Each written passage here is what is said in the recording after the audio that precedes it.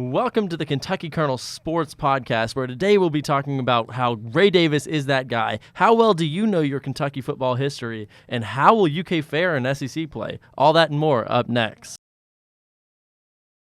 Hi, I'm Alden Flowers, and welcome to the Kentucky Kernel Sports Podcast. Today I'm joined with three more guests to the show, as we did last week. And how about you guys just introduce yourselves?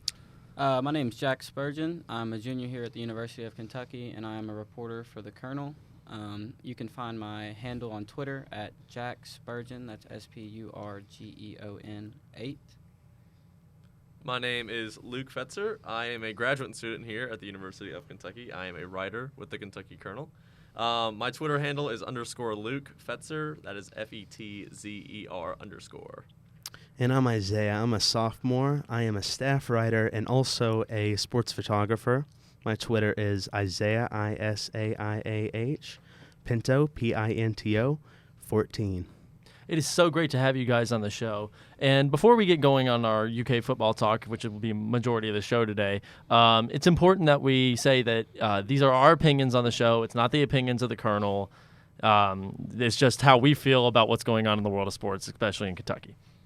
But the first thing we want to talk about is, how about that game from Ray Davis this week? Incredible. Yeah, he saved us in a ton of scenarios, dropping back, catching I think he had a 57-yard touchdown pass. Touchdown catch, his longest of his career. Yeah. 7 carries, 72 yards, pretty much averaging a little bit over 10 yards a carry. I think he showed up huge, too, when our receivers weren't there. I think our receivers, Varian Brown and Dane Key were kind of lackluster and kind of not there throughout the game. So I think he showed up huge, especially with that big play with Leary, too. Yeah, Ray Davis is a talent that I've been watching ever since his days with Vanderbilt. When he was there last year, I remember when Vandy came up to Croker Field last year in one of the last games of the season. He carved us. He carved UK. And I knew from that point that he was a really special talent. That was really a guy to watch. And then when I heard that he went into the portal right after the season, I'm like, okay, now with C-Rod gone, Kentucky needs to be looking for another option. And I feel like now, with the portal being such a relevant point in the game now, that it's best when you have skill, when you're trying to find skilled position players, like your quarterbacks, like your running backs, like your wide receivers. You need to go get people who already have experience in the college game. Trying to build a freshman up from the ground up into the college scene, it's so hard to do.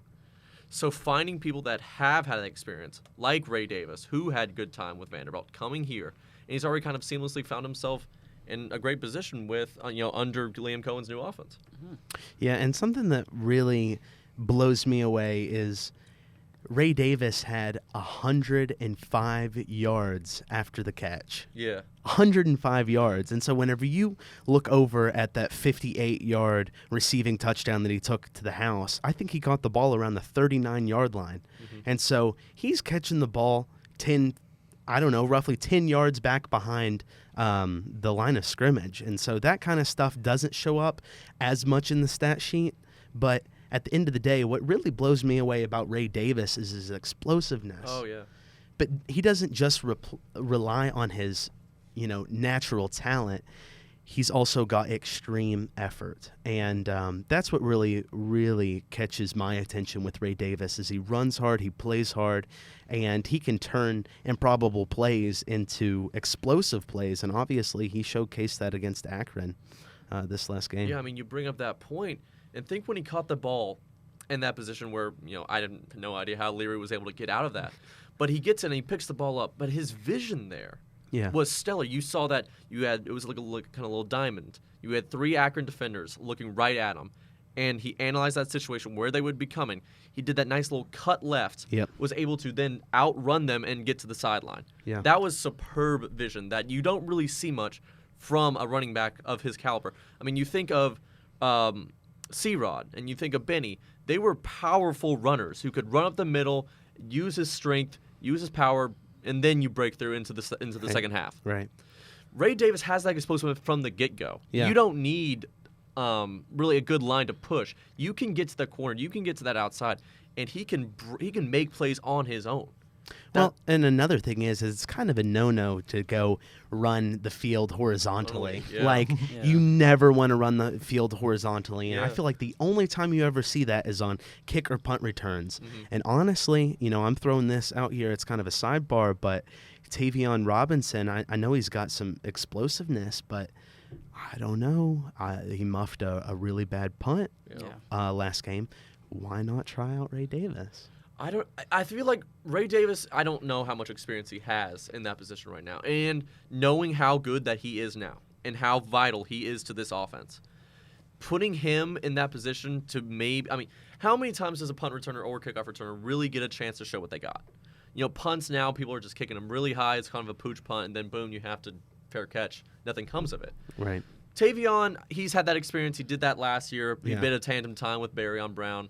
So I feel like he should remain in that position solely because punt returners really don't have that much opportunity. But I think when Tavion does get that chance, I feel like he can make some work of it. It's just something to throw out there because another thing on top of the Ray Davis and his natural ability, but something that goes under the radar too is he's only 5'10". Yeah.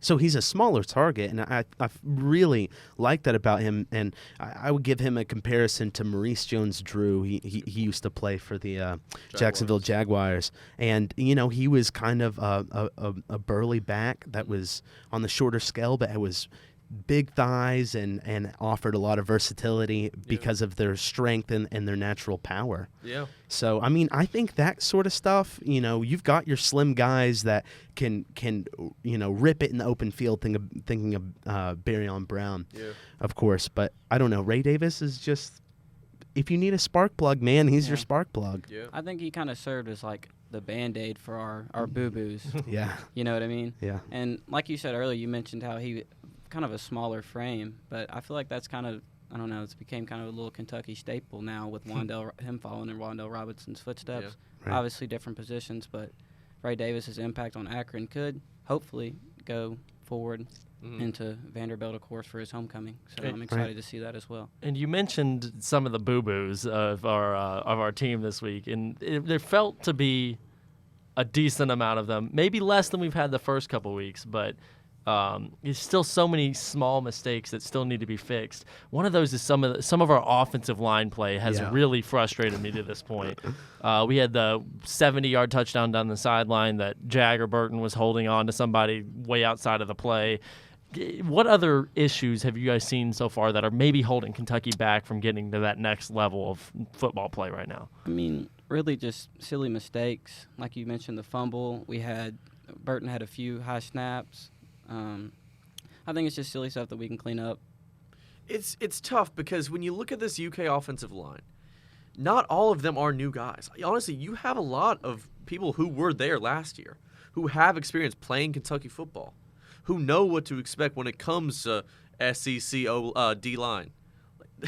But the fact is, yes, these small, silly mistakes seem to cost UK on numerous chances, not just like this season, but I can think of many years past where our O-line has been the weakest part of the offense. It has cost UK on so many times, big plays, momentum swings, all this stuff. Injuries too. Is Kenneth Horsey back? Was he playing? He'll be back, I think, next week. Okay, yeah. Having him back's a big plus too.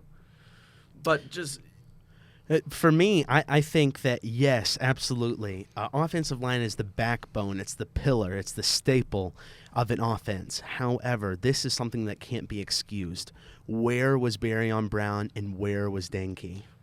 Who is the other? But who's got the other keys to the ignition? Obviously, Devin Leary, we know that he's talented and he showcased flashes. Yeah. But, going into this season, like Dane Key, he needs to be the head honcho. He does, yeah. And I like that Liam Cohen started incorporating more of the tight ends, especially in the red zone. Yes. Dingle was had a great, phenomenal catch. Despite the fumble. The fumble, he bobbled it there in the end zone, but or towards the end zone, excuse me. But start incorporating those guys. around the red zone or third and shorts, get them out there on the flats. Yeah. And I don't know. I just think that is what UK needs to do to find their identity offensively, is find their second reliable guy behind Ray Davis. I mean, if I do have a little irk with the wide receiving core, it's got to be with Dane Key. Dane Key had 2 great opportunities. I mean, the first one with Leary's interception, he ran the completely wrong route. Yeah, totally. Dude ran an inside cut when he threw it to the outside. Yeah. So I don't know whose miscommunication was there. I'm going to assume it's always on the receiver. Yeah. It was on Dane Key there. Dane Key, even from the beginning, from week 1 to week 2 to week 3, he still hasn't looked in sync with Devin Leary. Yeah. Not as much as Tavion has. And Dane Key needs to be that person to fill in the gap. Like you said, Isaiah, needs to be that person to fill in the gap when Barryon Brown is perhaps receiving that additional coverage. Yeah. When Tavion may not be having the best game in that slot position. He needs to be that person to find those open lanes, find those channels, and get open. Yeah. You got to find that. He has to be that person. He has to improve with his chemistry with Devin Leary. Right. That's first and foremost. Devin Leary, I still think he does not know the offense yet. He is still getting used to Kentucky football. He's getting used to Liam Cohen. He's getting used to SEC play is going to be a big wake-up call for him. He really hasn't had many. I mean, even the smaller teams that UK has played in these first 3 weeks have given him a run for his money. Even though the score lines don't really say it between all the teams that they played, I don't think the UK offense has still looked that good. I completely agree. But I do have to say this about Leary, man. He's got that dog in him. He because does. He beat a number 9 ranked Clemson whenever he was back at NC State. Yeah. So He knows his stuff. He's got the talent, and he showed that at NC State, and that's why he was so coveted coming into the transfer portal. Mm-hmm. It's just that ignition. Yeah. Boom. There we go. I was thinking to myself, on my way over here, UK have all the pieces to a puzzle. Yeah. They have all these puzzle pieces laid down on the table right in front of them. You have Stoops, you have Cohen as the guys putting them together. You have Devin Leary, who's arguably one of the most talented prospects in the quarterback position. And maybe that UK has seen probably since, obviously Levis, but before that, it's him. Levis is probably first, and then Devin Leary. He's got the stuff. Ray Davis, we just talked about how good he is, the potential that he has, his explosiveness, his ability, his vision, all that stuff. You think of the 3 wide receivers, the main wide receivers we have. All 3 can be contenders to get like SEC Player of the Week every single week. Yep. If you incorporate Jordan Dingle, you incorporate those tight ends, that adds another layer of dimension, maybe through the middle, maybe a little out route, maybe some more production to get the corners and the safeties out off from Barryon Brown and Dane Key. There are so many pieces that Liam Cohen can use to make this puzzle a masterpiece. When I feel like that they could use Josh Caddis and Dingle both to be a 2-headed monster. Yeah. And I say that, and that's a great point that you mentioned to help alleviate the pressure off of the receivers from the cornerbacks. We know with Barryon Brown and Tavion Robinson that whenever they get in the open field, they're liable to bust a touchdown at any moment that they have the ball in their hands. Right. And so last week, one of the big discussions we had was about how we were upset that Kentucky had yet to come out of the locker room looking like a put-together football team. Yeah. And I think that was one of the improvements we saw for a minute this week. Yeah. The first drive offensively, we score a touchdown. Solid. We look great. The first drive defensively, we look great, flying around the field, no issues whatsoever. And then it felt like we went into this lull for the entire rest of the first quarter where we just couldn't get anything going. The defense, they were getting stops, but it felt like they were just driving down the field a little too easy on us. I want to see more consistent play out of the locker room now that we've come out of the locker room looking good once. Here is an issue I've had with Kentucky football. It's the 3 weeks to open the season. I get it. You play, you invite the smaller teams to, get some experience. You get some reps in. I don't like that. Not with a team like Kentucky in the SEC. If Kentucky was in any other conference, I would say sure. Because maybe your opponents are not as well equipped. You go into the SEC your first game is against Vanderbilt. Yeah, it's the weakest SEC team. But on most occasions, it's Florida, It's Florida. It's a big team that will come out and kick your teeth in. What I wish that, I don't really want to call out Mitch, but I kind of want to. I want UK to look at some bigger options. Maybe week 2. Yeah. Mm-hmm. You get your week 1, you get your feet under you, but then you go week 2 and really show some initiative. That, hey man, you need to get some fire in you early, because these first 3 weeks, I'm sorry guys, but they're playing nobodies. Yeah. They're playing teams that have really no business to be playing UK. Yeah. I'm not saying that because UK is a stellar program. They're not. They never really have been, except maybe the 2018 year when they won the Citrus Bowl against Penn State. That was a truly big year.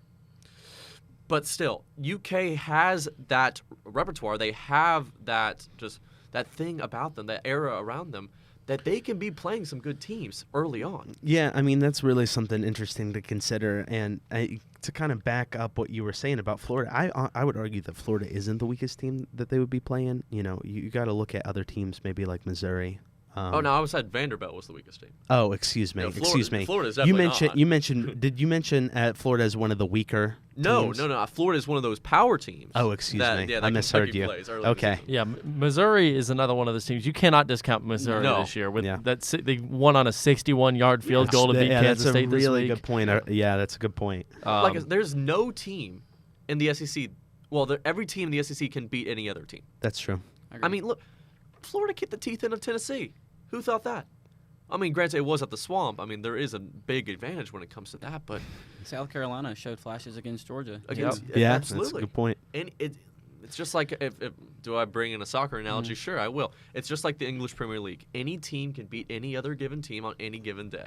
Yeah. Yep. Well, it's kind of the beauty about it. And we've seen a lot of parity in college football lately. I mean, you got to think Alabama loses, Clemson loses, and and Tennessee loses. Tennessee was a powerhouse last year, so it's really interesting that you say that there needs to be a greater initiative or a greater urgency going into the beginning of a season. Mm-hmm. Yeah. I mean, because you go dream walking through 3 weeks, and then you get shoved into the fire of the SEC, And you're smacked into and reality. you're smacked in the mouth. And let's take a break from talking about Kentucky football currently. I want to test your guys' knowledge on some Kentucky football history here.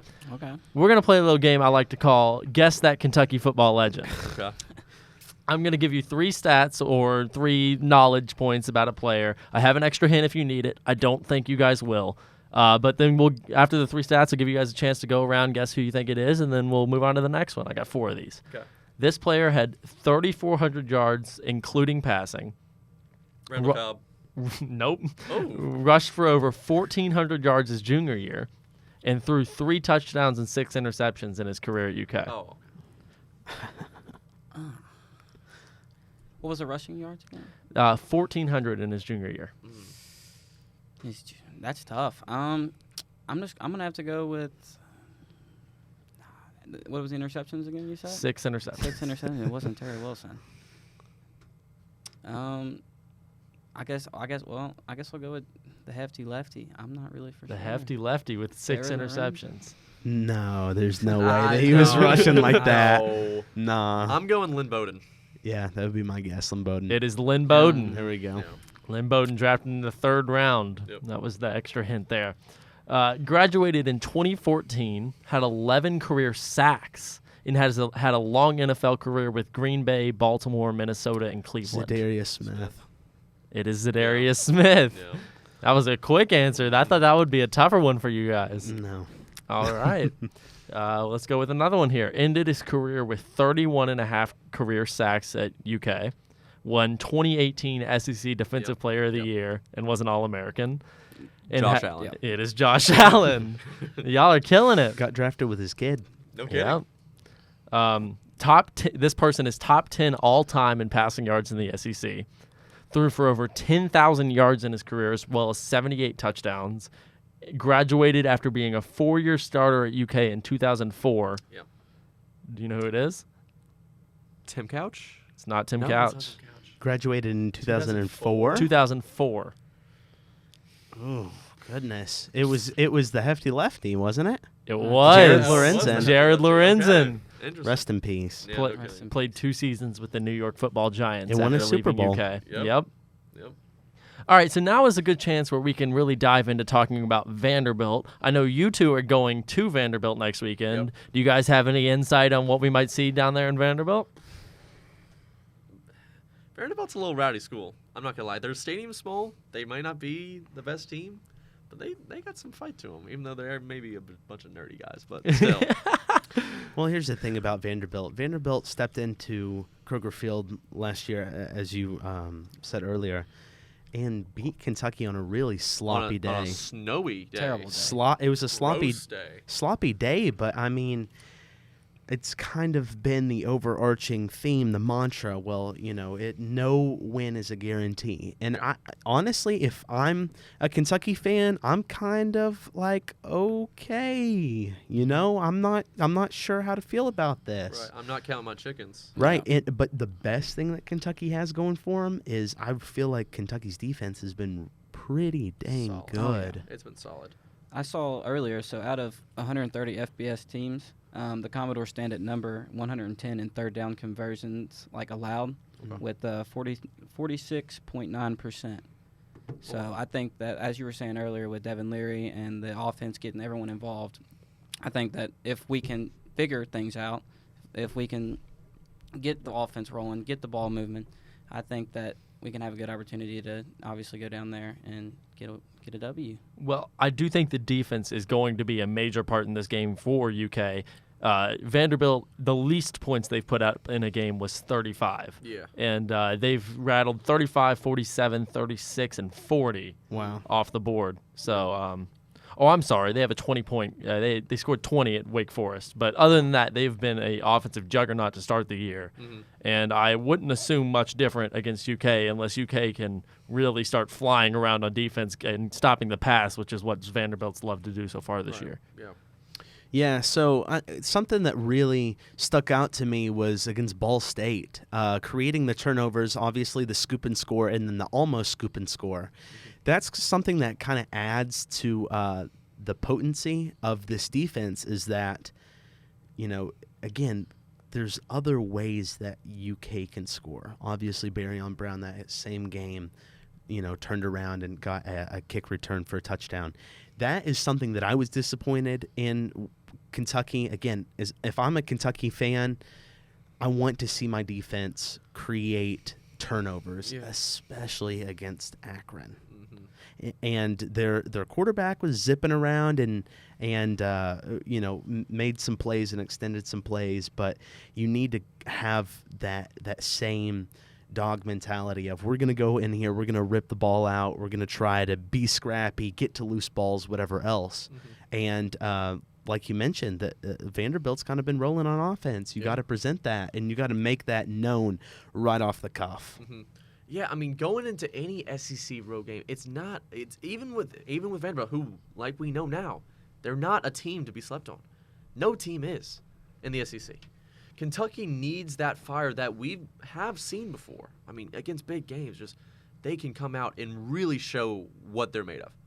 Because we all have seen the potential that this team has on both sides of the ball.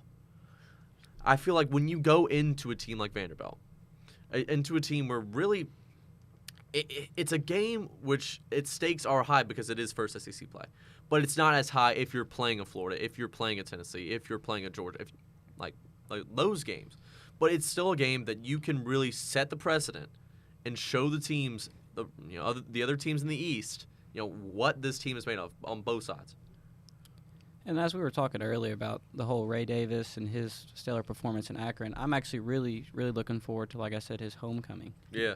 For Vanderbilt, and I'm really, really curious to see how, or if he can, keep that energy going. Yeah. Keep that same mentality. Keep those big plays, those crowd starters down. And Nashville. I'm kind of wondering with Ray Davis, I'm sure he's got plenty of love for his former teammates, but is there a little sliver of bitterness in there? Like, Ray Davis he came from Temple to Vanderbilt to now Kentucky, like it's been step for him.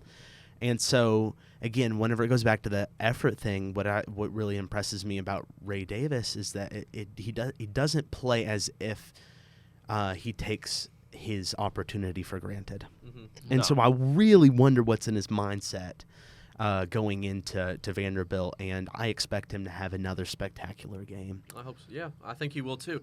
I feel like you said, the stepping stones. I feel like it's just like any other player who has gone from third string to second string to first string. I feel like that is a perfect analogy. Temple was your third string. Mm-hmm.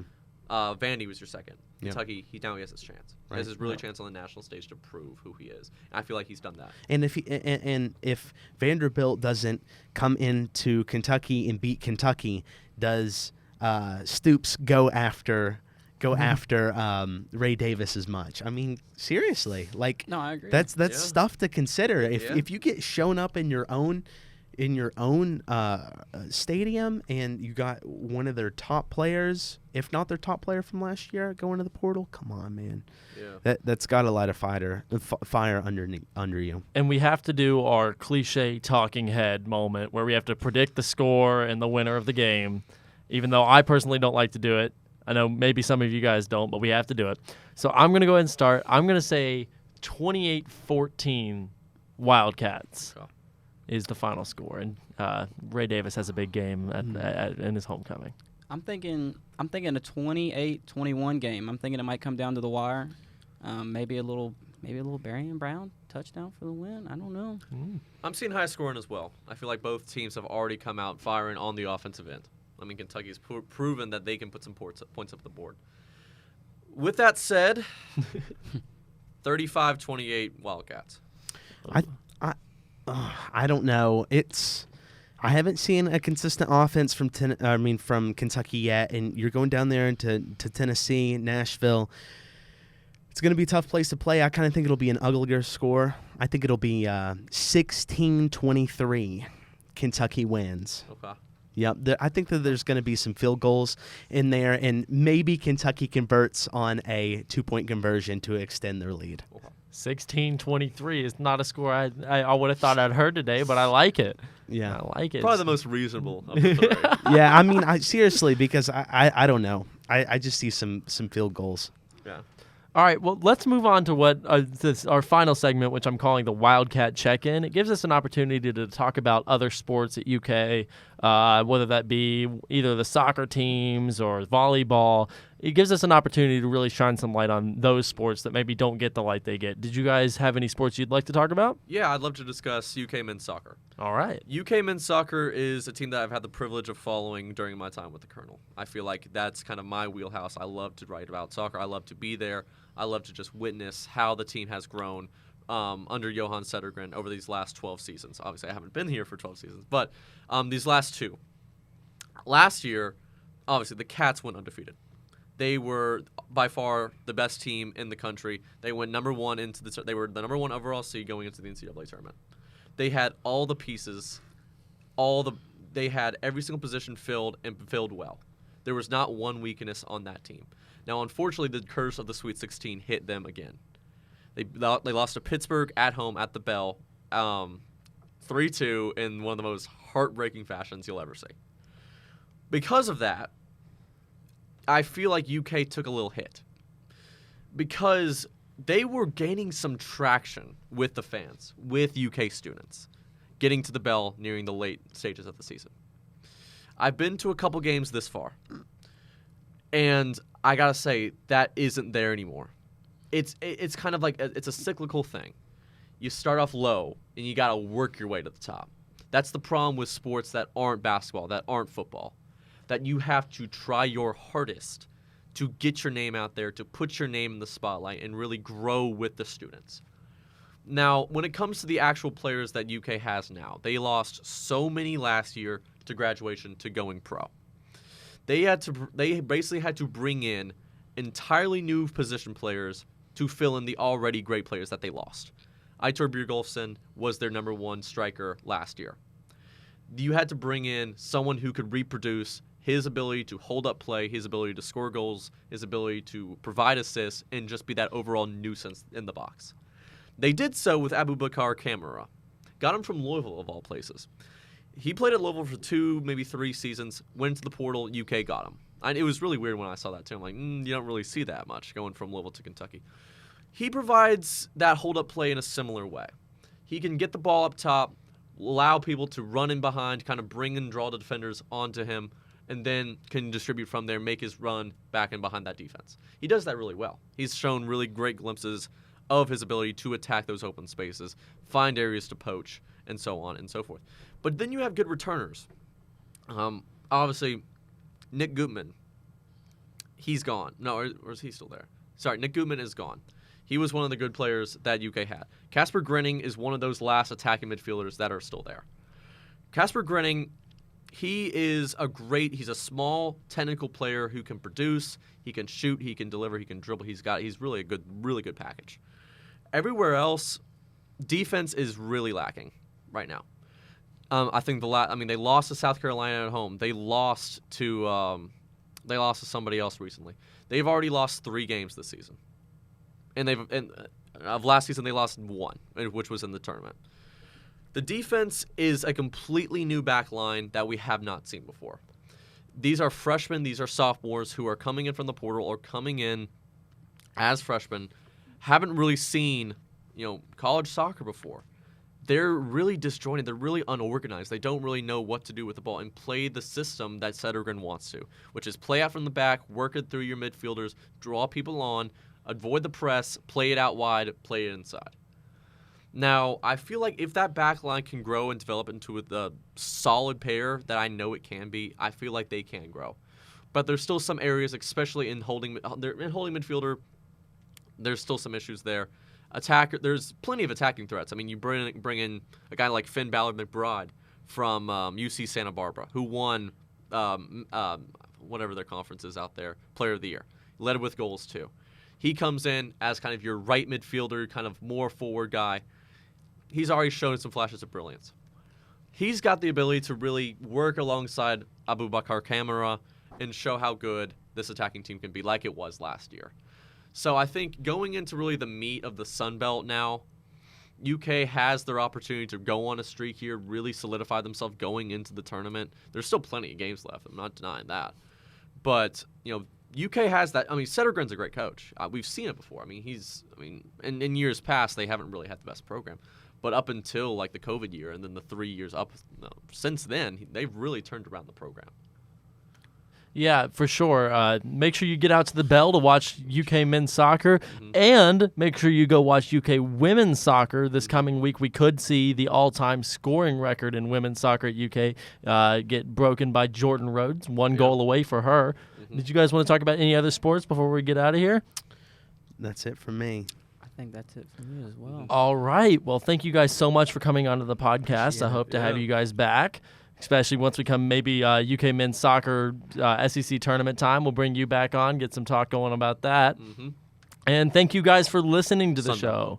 Oh, yeah, sorry, Sunbelt Soccer Championship. The SEC does not exist for men's soccer. Yeah. Just 2 teams, I think, in the normal South SEC have a soccer team. Yep. UK, South Carolina. But thank you guys so much for listening at home, and we hope to see you next time. This has been the Kernel Sports Podcast on the Kernel Sports Podcast Network. Thank you.